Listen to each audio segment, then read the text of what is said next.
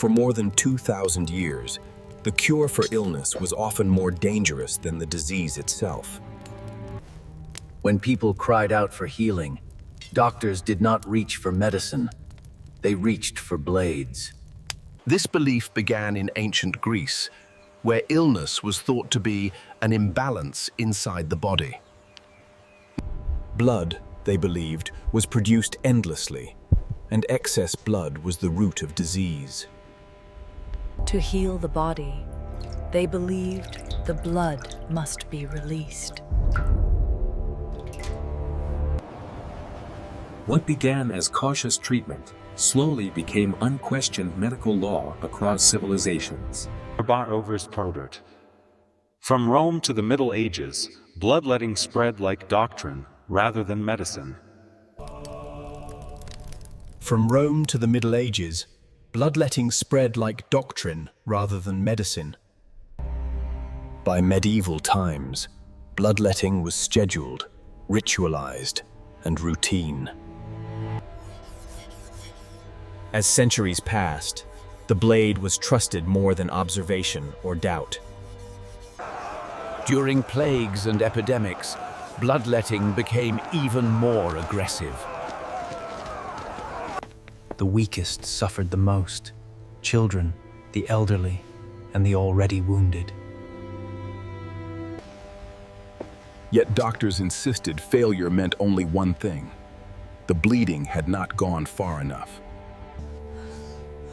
Bloodletting survived because belief outpaced evidence. If a patient lived, the theory was praised as truth.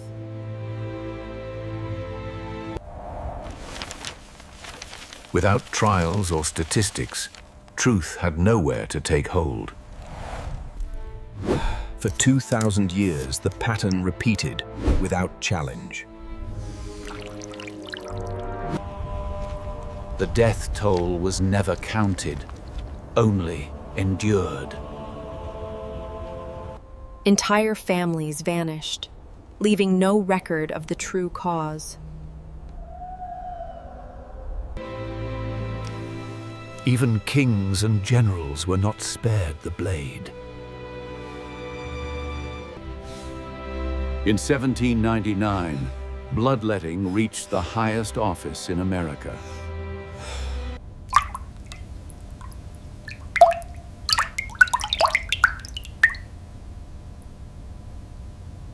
As Washington weakened, his doctors remained certain they were saving him. By nightfall, the first president of the United States was dead.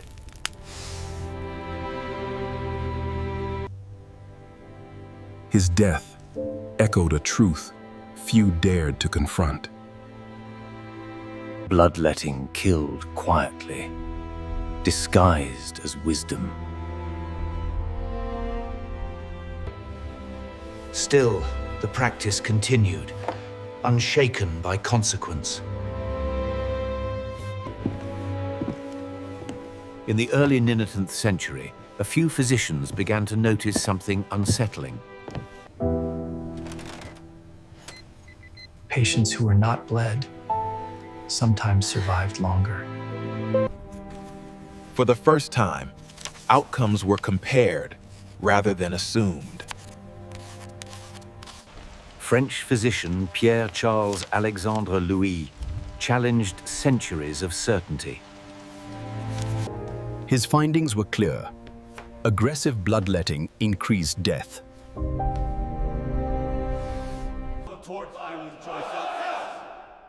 Many physicians rejected the findings as an insult to tradition. To question bloodletting was to question medicine itself.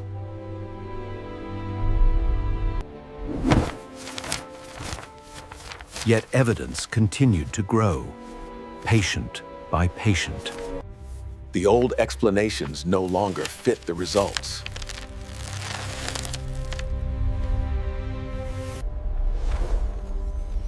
Medicine stood at a crossroads between belief and proof. The breakthrough came from a world too small to see.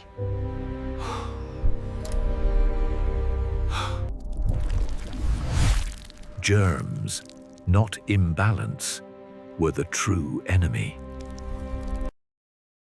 Suddenly, fever and infection had a cause that could be fought. Blood was no longer excess, it was life.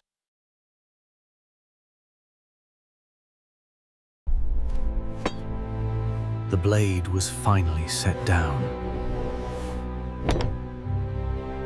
Bloodletting faded quietly, without apology or reckoning. Its victims were never counted, only forgotten. No war or plague lasted as long or reached as far. By scale and duration, bloodletting may have been medicine's greatest killer. Yet its true legacy lies in what it taught us. Taste. Bloodletting reminds us that intelligence does not guarantee truth. Belief, when unchallenged, can become deadly. Progress began when doctors learned to doubt themselves. Evidence replaced authority, and lives were saved.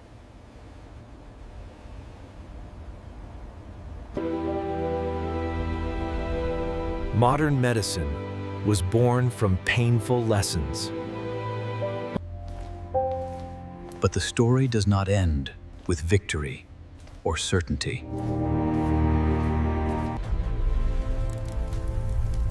Every era believes its knowledge is complete. Future generations may judge our mistakes, just as we judge the past. The real danger lies in unquestioned certainty. Bloodletting endures as a warning, not a relic. It asks a single question across centuries of suffering. What do we believe today that may one day be proven wrong?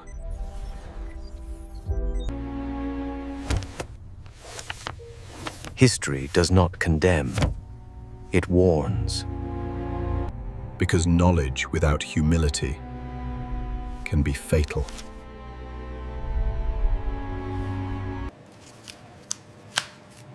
The deadliest treatments are born from certainty, not cruelty. Its victims changed history by forcing medicine to evolve.